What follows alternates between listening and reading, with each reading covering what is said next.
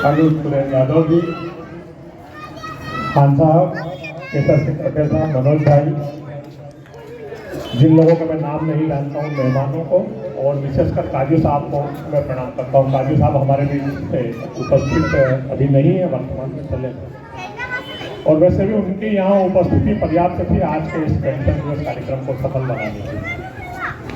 यह देश का 75वां गणतंत्र दिवस है और सन 1950 में हमने सीखा था कि हमारी जिंदगी किस हिसाब से चलेगी, हमारा समाज किस हिसाब से चलेगा। उसके लिए एक नियम कायदे कानून बनाया गया सन 1950 में, उसे संविधान कहा गया और उस संविधान के हिसाब से पूरा देश हिंदुस्तान आज चल रहा और आने वाले समय में चलता रहेगा। कुछ बातें आपसे अतीत की करना चाहता हूँ, इतिहास की करना चाहता हूँ। 5 मिनट आप लोग गंभीरता से सुने।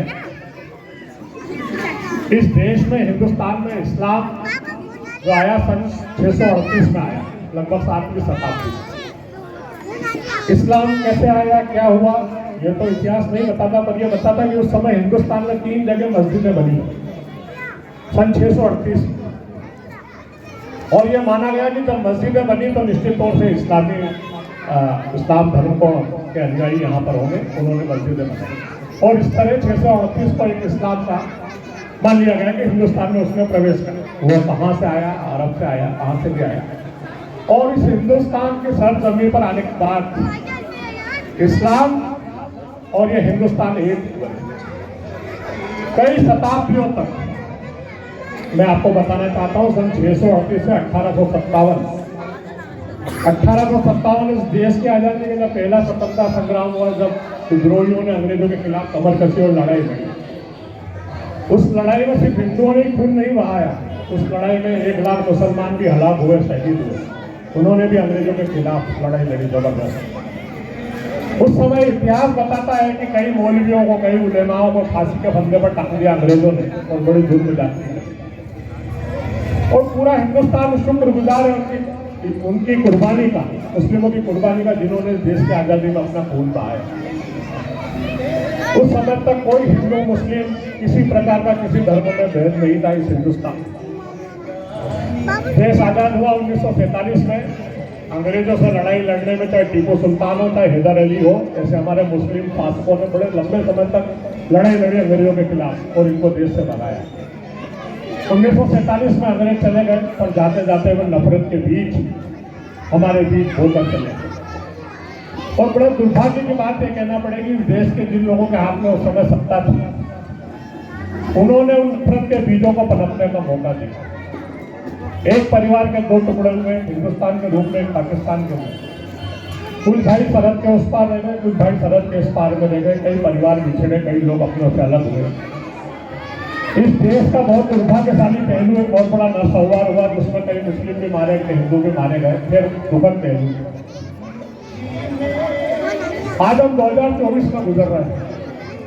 लगभग हमको 78 साल हो गए देश की आज़ादी मिले। हम मुस्लिम अभी भी क्यों पिछड़े हुए, एक बार आप इस बात को सोचना, मेरी बात को गौर देना।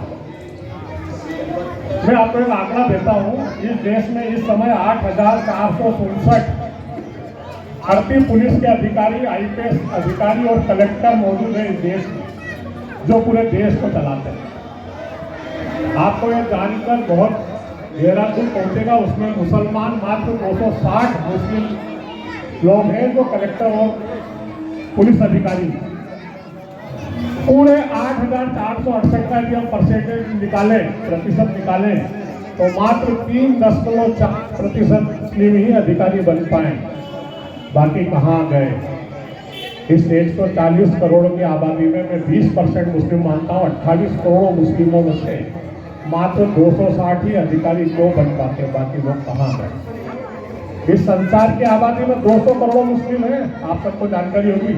दुनिया का सबसे दूसरे नंबर का धर्म है, 1 नंबर पे ईसाई, दूसरे नंबर पे 200 करोड़ों के साथ मुस्लिम है दुनिया में। फिर हम क्यों पिछड़ रहे हैं? इस हिंदुस्तान के विकास में हम क्यों नहीं मुख्य धारा में शामिल हो पा रहे? इस बारे में आपको विचार करना पड़ेगा। मैं हर बार कई सालों से इस बात को शिकारी गली में बोलता आता हूँ, और मुझे लगता है शिकारी गली के वाले मेरे चेहरे से क्यों नहीं उठ गए, हर बार मुझे ही बुलाते झंडा बदला। मैं आपको कड़वी बात कहना चाहता हूँ। मैं पहले भी कहता हूँ और अभी भी कहता हूँ कि जिस दिन इस देश का मुस्लिम पढ़ लेगा, पढ़ लिख लेगा, शिक्षा की तरफ अलग जलाएगा, उस दिन इस देश की बहुत सारी समस्या हल हो जाएगी, बहुत सारे झगड़े फसाद खत्म हो जाएंगे। एक उदाहरण देना चाहता हूँ इजराइल हमले का, मैं कुछ बताना चाहता हूँ, बात कड़वी लगे तो मुझे माफ करना। इजराइल के हमले का, दुनिया के किसी भी हमले के हम मददगार या समर्थक नहीं हो सकते, पर यह हमला क्यों हुआ उसकी तह में आपको जाना चाहिए। हमें उस विचारधारा को कंट्रोल करना है जो हमें हिंसा सिखाती है, जो हमें आतंकवाद सिखाती है। हमें उस विचारधारा के समर्थन में कभी भी खड़े नहीं होना चाहिए। यदि बेगुनाह पे कोई जुल्म हो रही जाती होगी तो जरूर हमें अपने अधिकारों के साथ खड़े होना चाहिए, उसके खिलाफ आवाज बुलंद करना चाहिए। पर कोई भी वो ताकत, कोई भी वो विचारधारा जो हिंसा फैलाती हो, जो आतंकवाद फैलाती हो, इसके समर्थन में हमें कभी भी नहीं खड़ा होना चाहिए। ये हम सबको शिक्षा लेना चाहिए। दुर्भाग्य से हिंदुस्तान का इतिहास भी मैं तो ऐसा मानता हूँ कि सही नहीं लिखा गया है। बहुत सारी बातें जो मुस्लिमों की कुर्बानियां इस देश के लिए, हिंदुस्तान के लिए, भारत के लिए, वो इतिहास में नहीं बताई गई। यदि शायद वो आजकल के बच्चों को, आजकल की पीढ़ी को वो इतिहास पूरा पढ़ाया जाता तो आज ये नफरत का जो वातावरण धीरे धीरे पनप रहा है, ये नहीं पनपता, ऐसा मेरा दृढ़ विश्वास। बहुत लंबी बात कह दी। बच्चों को मैं देख रहा था जब जनगण मन का गान हो रहा था, बहुत सारे बच्चे उत्साह से हमसे भी आगे लाइनें बोल रहे हैं। ये सिखाता है कि हिंदुस्तान की आने वाली तस्वीरें, ये बच्चे जो सामने बैठे यही पढ़ लिख के कोई बड़े अधिकारी बने, ऐसा मैं सब आप लोगों से अनुरोध करता हूँ, सब लोगों से निवेदन करता हूँ कि आप भले रोटी कम खाएं, चाय कम पिए।